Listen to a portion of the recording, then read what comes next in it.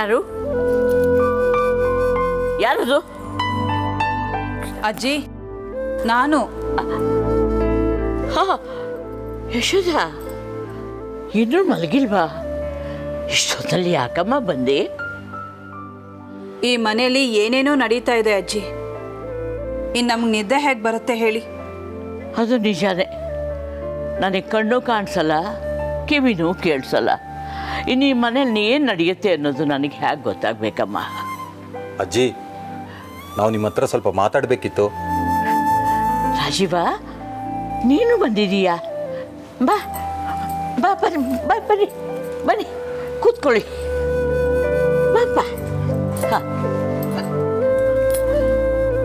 ಏನು ವಿಷಯ? ಈ ಮಧ್ಯರಾತ್ರಿಯಲ್ಲಿ ಮಾತಾಡುವಂಥ ತುರ್ತು ಏನಿದೆ? ಅಜ್ಜಿ, ಈ ವಿಷಯ ಹೇಗೆ ಹೇಳಬೇಕು ಅಂತ ನಮಗೆ ಗೊತ್ತಾಗ್ತಿಲ್ಲ. ಇವತ್ತು ಮನೇಲಿ ಒಂದು ದೊಡ್ಡ ಅನಾಹುತ ನಡೀತು. ಅನಾಹುತನ? ಏನಂತ ಅನಾಹುತ ನಡೀತು?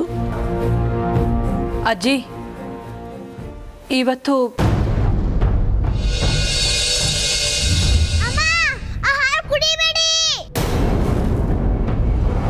ನಿನ್ನ ಹೊಟ್ಟೆಲಿರೋ ಪಾಪು ಸತ್ತೋಗ್ಲಿ ಅಂತ ಮಂತ್ರವಾದ ಎತ್ತೆ ಅದರಲ್ಲಿ ಔಷಧಿ ಬರ್ಸಿದಾಳೆ.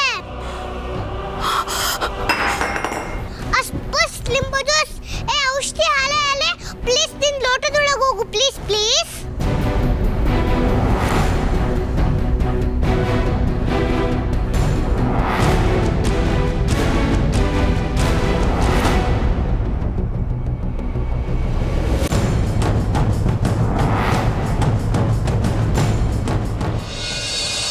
ಅಂಜಲಿನೇ ಕಾಪಾಡಿದ್ದು. ಅಯ್ಯೋ ಭಗವಂತ, ಆ ಪಾಪಿ ನಿನ್ನ ಹೊಟ್ಟೆಲಿರೋ ಮಗುನ ಸಾಯಿಸೋಕೆ ನೋಡಿಲ್ಲ. ಅವಳಿಗೆ ದೇವರು ಸರಿಯಾದ ಶಿಕ್ಷೆ ಕೊಟ್ಟಿದ್ದ. ಆ ರಾಗಿಣಿ ಬೆಂಕಿಯಲ್ಲಿ ಸುಟ್ಟು ಭಸ್ಮ ಆಗ್ಬಿಡ್ಬೇಕಾಗಿತ್ತು. ನನ್ನ ಬಂಗಾರಿ ಯಾಕೆ ಅವಳನ್ನ ಕಾಪಾಡಕ್ಕೆ ಹೋದ್ಲು? ಆ ಮಗು ಸ್ವಭಾವನೇ ಹಾಗೆ ಅಜ್ಜಿ. ಅವಳು ಯಾರಿಗೂ ಕೆಟ್ಟದನ್ನ ಬಯಸೋದಿಲ್ಲ. ತನ್ನ ಕಣ್ಮುಂದೆ ಕೆಟ್ಟದ್ದು ನಡೀತಾ ಇದ್ರೆ ಅದನ್ನ ನೋಡ್ಕೊಂಡು ಸುಮ್ಮನೆ ಇರೋದಕ್ಕೂ ಅವಳು ಇಷ್ಟಪಡೋದಿಲ್ಲ. ಇವತ್ತು ಅಂಜಲಿ ಕಾಪಾಡದೆ ಹೋಗಿದ್ದಿದ್ರೆ ನೀವು ಹೇಳ್ದಾಗೆ ರಾಗಿಣಿ ಸುಟ್ಟು ಭಸ್ಮ ಆಗ್ತಿದ್ಲು. ಹಾಗೆ ಆಗ್ಬೇಕಾಗಿತ್ತು. ಅವಳು ಮಾಡಿರೋ ಪಾಪಗಳಿಗೆ ತಕ್ಕ ಶಿಕ್ಷೆ ಆಗ್ತಿತ್ತು.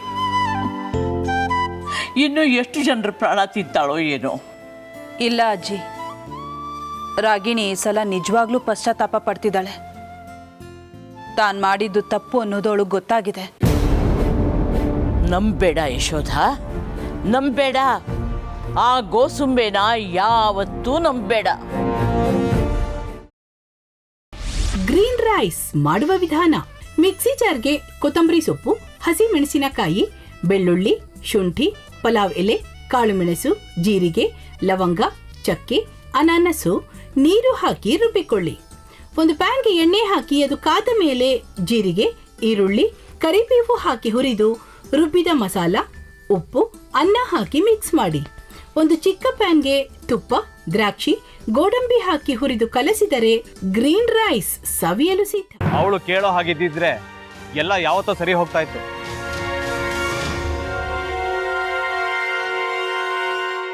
ಅದಕ್ಕೆ ನೀವಾದ್ರೂ ಏನು? ನಾನಾದ್ರೂ ಏನತ್ತೆ? ಅವಳ ಹತ್ರ ಬಂದು ನೀನು ಸೋಲೋದು ಬೇಡ, ನಾನೇ ಸೋಲ್ತೀನಿ, ನೀನು ನಮ್ಮ ತಂದೆಗೆ ಅವಮಾನ ಮಾಡಿದ್ರು ಪರವಾಗಿಲ್ಲ, ದಯವಿಟ್ಟು ಮನೆಗೆ ಬಾ ಅಂತ ಬೇಡ್ಕೋಬೇಕಾ? ಹಾಗೆಲ್ಲ ಅಳಿ ಅಂದ್ರೆ ಸಂಸಾರ ಅಂದಮೇಲೆ ಇಂಥದೆಲ್ಲ ಏನಾದ್ರೂ ಒಂದು ಇದ್ದೇ ಇರುತ್ತೆ. ಹೋರಾಟ ಮಾಡಿದ್ಲು.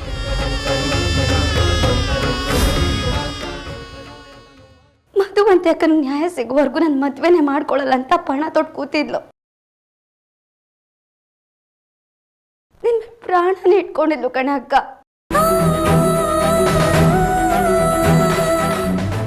ಅವಳು ಮೈ ಮೇಲೆ ನೀನ್ ಸೇರ್ಕೊಂಡು ಅವಳ ಸಂಸಾರನ ಹಾಳು ಮಾಡ್ತಿದ್ಯಲ್ಲೇ.